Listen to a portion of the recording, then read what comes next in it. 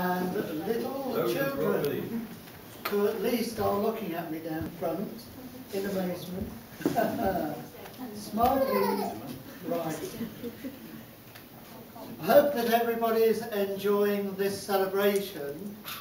I want to refer back again to the wedding in 1972, where two very young ladies were supporting Helen during the wedding ceremony. So could I ask Carol and Jacqueline just to come to me, please?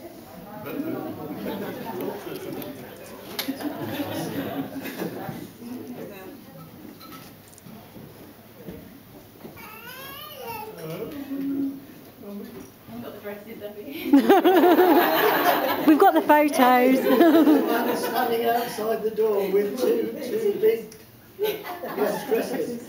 Ladies and gentlemen, our bridesmaids, and we would like to say thank you very much for the memories, and Helen would like